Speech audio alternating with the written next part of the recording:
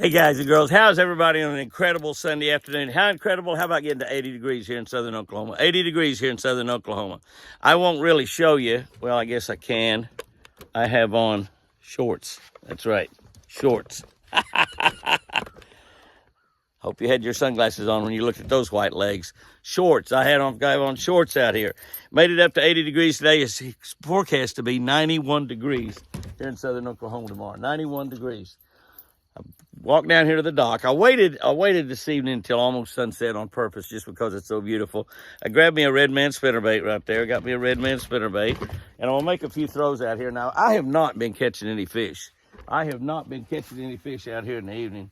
But I wanted to make a few throws and see if maybe I could. Now, I've caught a few at times. Maybe one or two. One day, about a week or so ago, I caught quite a few right here. I just wanted to make a few throws off the dock, grab that red man spinnerbait around, and see if I couldn't catch something.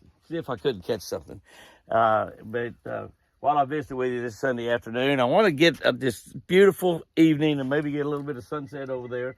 We don't have much cloud, so I think the sunset's just going to be sort of normal over there. It's not going to be spectacular like it is sometime. But our water temperature is warming up rapidly with this. The nights fall down, so the water gets cold at night, and the water temperature drops back down again because some of these nights are still getting down to 40, 45 degrees. We need nights at 60. Once the nights are at 60, the water temperature continues to warm during the night, even though the sunshine's not on it. That's the time that really brings these fish into shallow water.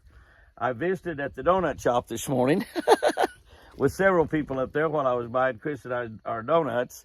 You know, that's a normal stop for us when we go to church Sunday morning, is we stop at the donut shop. I believe that every Baptist in town, that's part of their routine. Might be every Baptist in every town's routine is to stop at the donut shop on the way to church. I think at the donut shop you'll see on Sunday morning, you'll see every Baptist in town, you'll see every cop in town. You see the cops every day at the donut shops. That's my buddy Bill Eppards up in Cincinnati. He said that one time the donut shops got so crowded up there that they made them park around the corner. They wouldn't let them park in front of the donut shop because there'd be too many squad cars there. They made them park around the corner. I told him one time, and I got in trouble for impersonating a cop. I fell asleep in the donut shop. He didn't like those. He didn't like any of that stuff. But anyway, I thought I might get down here and just throw around late in the evening and see if I couldn't catch a fish. It appears that I can. I made 4 or 5 casts, hadn't caught one yet. But I just wanted to visit with you and tell you how the week's gone. We had a great week this last week. We're looking for another great week this next week. We're on the road quite a bit. We have personal appearances in Baton Rouge. I'll be there on Sunday, March the 3rd. My boat will be there in that Louisiana Sportsman's outdoor show on March 1, 2, and 3. That's a Friday, Saturday, Sunday. My boat will be there all 3 days. I'll be there only on Sunday. I'm going to put my boat in there on a Thursday and then fly up to Cincinnati and work the big show up there in Cincinnati. That is National Fishing Expo's up in Cincinnati. I'll be there all day Friday, pretty much all day Saturday. I'll fly out of there on the last plane out that goes to Baton Rouge, so I'll be in Baton Rouge on Sunday. So that's where I'll be this next weekend. But we had a good week at the ranch this week. I did do some personal appearances this week. I worked the Oklahoma Aggregate Association show in Oklahoma City all day Tuesday, all the hours they were open, 1 until 6. And then the next morning I worked from 8 o'clock to 11. They were open 8 till noon. But I jumped on a plane and went to Cincinnati, and we opened a brand new Bass Pro Shop store, 130,000-foot Bass Pro Shop store.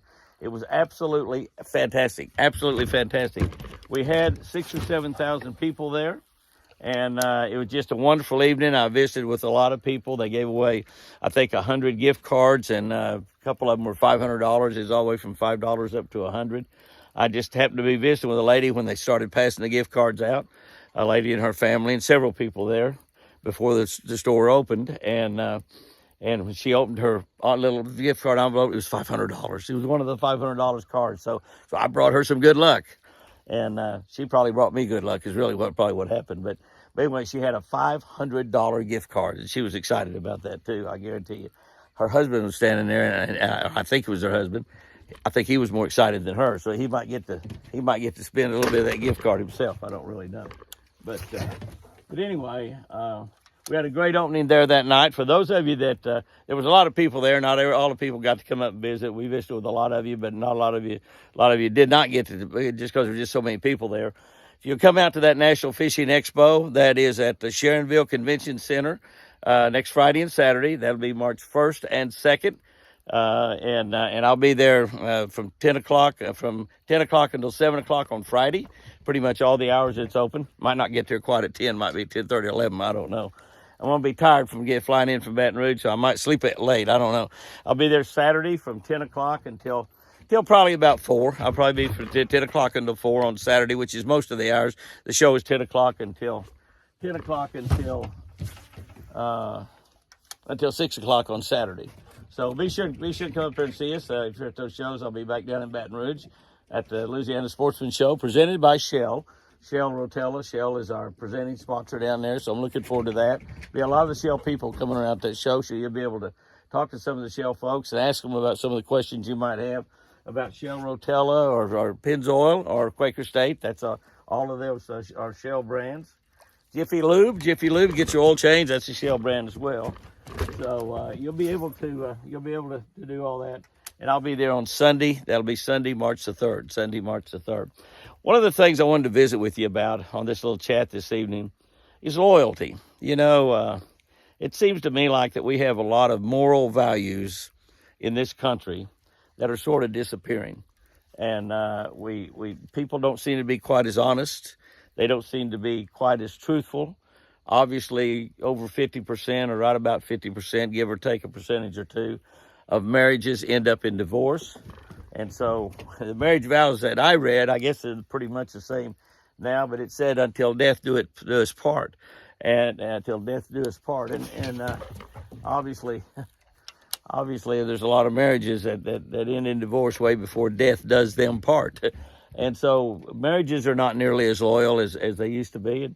And people working for other people working in jobs, you know, they're not as loyal to their boss. The boss is not as loyal to them in a lot of cases. We hear these teams where these big companies fire 2,000, 3,000, 4,000 people. And I know about being fired. Being in the television show business, we've been doing that fishing show on television for 47 years. And we have been fired several times during that 47 years, as a matter of fact. And I'm not sure if we've been fired a single time for not doing our job that we were supposed to be doing for them. Perhaps we have, and they just didn't tell me that. Usually we get fired because companies are not doing very well. Businesses had a downturn, and they're not selling enough product, and they cut back on their advertising. Sometimes we get fired because companies just get new people in there, and those new people don't agree with advertising or having someone out here fishing, promoting for them. So we've been fired. We've been fired several times, but we have been loyal to every sponsor we've ever had. We've had a lot of opportunity over the years to change sponsors for more money. We've had that offer many, many times to change from one sponsor to another, maybe a rod and reel company or a fishing line company or a boat or a motor company or something like that, to change to another company, and they would pay us more money. Many television show guys make that change when they get that opportunity, and I guess there's not anything wrong with that. But I believe when I commit to promote a product for somebody, when I commit to run ads on our television shows for somebody, that I need to be loyal to that company. I need to be responsible and loyal to that company and promote them as hard as I know how. Anytime I'm awake, 7 days a week. It's not just buying advertising on the television show. And I don't know if people really understand how outdoor fishing shows work, but we don't get paid millions of dollars for producing outdoor shows. We pay for producing the outdoor shows ourselves. All of the people that work within our show work for our company. They get a check from Jimmy Houston Outdoors, and most of them have been working in our company for years and years and years and years and years. I want to turn this around and get that sunset just a little bit. In fact, what I'll do, because the sun has set now, and I don't know, I have to get off here because it's going to get dark on us as soon as that video gets kind of bad. But I just want to get that sunset back there. Well, it's not much, is it? Doesn't look that great through the camera. You see it on the water right there. You see how it looks on the water? Looks really nice on the water, doesn't it? but it doesn't look too spectacular in the sky. But see the gold on the water? Makes that water gold. That water is gold. Water is gold. Water is more precious than gold. I'd rather have water than gold myself. But the way the outdoor television shows work is that we produce the show. We pay for the production of the show. We pay for all the people. We buy all the camera equipment, the editing equipment, and all of that. And the cost of buying the camera equipment, editing equipment's really gone down. We pretty much edit on computers nowadays. We don't have to have great big giant editing machines. We shoot with cameras that only cost $10,000 or $12,000. In fact, we can buy cameras for $5,000 or $6,000 that works really, really well, and put a little bit more expensive lens on there. But we shot television shows for years with what's called an ikigami cameras, and they cost $60,000 or $70,000. And now you can buy $60,000 and $70,000, $100,000 cameras nowadays, but honestly, they don't take any better pictures than $8,000 or $10,000 cameras do. So we shoot with a lot of that, but we buy all that equipment. And we had, at one time, you're probably pretty close to $1 million tied up in our editing suite. Now we edit on a computer. It's all done totally different. We used to buy hundreds and hundreds of rolls of videotapes or cases of videotapes each year. Now we shoot on little memory cards. So the game's changed a lot. It's not nearly as expensive from that production standpoint as it used to, although it does cost more money for the production people nowadays than it did back then. But anyway, we bear all the expense. We have the equipment, we have the office space, we have the people, and we produce the television shows. Now then, when we produce the television shows, nobody pays us for those television shows. We don't get paid. We did get a contact from somebody within the last month or so about paying us for some television shows, but we hadn't been able to make any deal with him, so I don't know if that's going to happen or not. In fact, I'm not sure they even replied when we replied back to them. But anyway, I have to check with that Cherry on that. But anyway, then we go to the television stations. We go to people like ESPN, the Discovery Channel, Pursuit, WFN, the Hunt Channel, all those people. We go in there, and then that sunset's getting prettier, isn't it? Kind of pretty right there. Oh, look at that. Maybe I just need to turn the camera a little bit different where it doesn't glare. Oh, that's nice, isn't it? That's pretty nice right there. Isn't that a pretty nice sunset? Yeah. It looks better when I'm on the other side. That's looking better all the time, isn't it? But anyway, we then purchase television time. We buy the television time from ESPN. Some of the markets we barter on. We show about a dozen different television networks right now. We're purchasing time from some of them, but the majority of them we're bartering the time. So we're trading them our show for maybe 3 or 4 minutes of advertising, and then we go sell the advertising. We go sell the advertising to people like Shell, to people like Mercury Motors, to people like O'Reilly Auto Parts, to Ranger Boats, Bass Pro Shop, Cabela's, Tracker Boats, Power Pole, on and on and on and on and on. And we sell television advertising. And the way that you make a living in this game is that you need to sell more advertising, and you're spending for the cost of producing the show and buying all the television advertising that you're buying.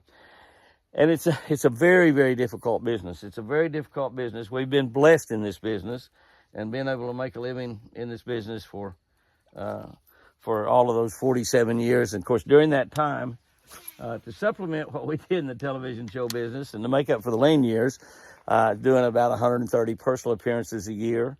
And we're doing those personal appearances. We did a lot of other things as well to make money and had other businesses going. So we can make it all work out. And it has worked out, and it's worked out wonderfully, and I've been so blessed to do outdoor television for so long. But one of the things that we've been loyal to all those sponsors, and the majority of the sponsors have been loyal to us, but we have been fired.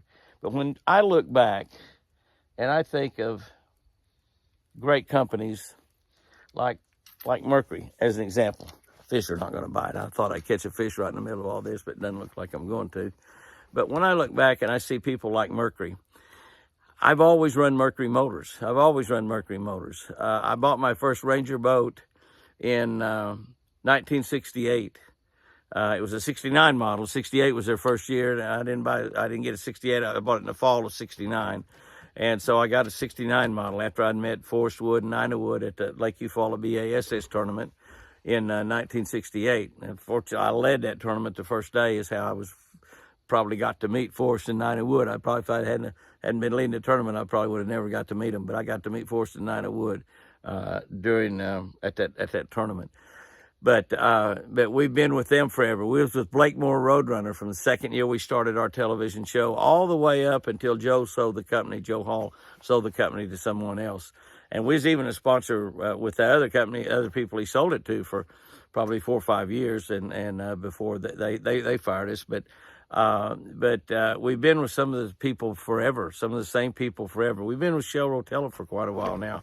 We've actually been with O'Reilly Auto Parts for quite a few years. And I've been loyal to all of those companies, and for the most part, those companies have been loyal to us. We've been with High Tech, the people that make our Blaze Series rods and reels that are just incredible rods, and the spinning reel combination is incredible. The casting reel combination is a very inexpensive reel. If you fish very much, you probably want to buy a Jimmy Houston Blaze Series rod. Put a better reel on there. Power Pole. We've been with Power Pole since the day that I first heard of Power Pole. I called them up that day, and we got with Power Pole. We've been with Power Pole since they were just a little tiny startup company. We've been with so many of these companies. We've been loyal to them. And loyalty, like I said, is something that seems to be going away. Those of y'all that are sports fans, you hear the portal. Everybody talks about the portal. And it's one of the most unloyal things in the world, because it means when a college athlete who's so blessed to have the talents and the skills and the abilities that God gave him to become a college athlete, a football player, baseball player, basketball player, a gymnast, a soccer player, whatever he may have some sort of a scholarship. And yet all of these sports now, these kids, some of them play for a different school every year. Who gives me the most money? So they're not loyal to that school. These used to, and way back when I went in college, you were loyal to that school. You were proud that you were going to that school. You supported that school all you could. But that loyalty seems to have gone away. Coaches, my gosh.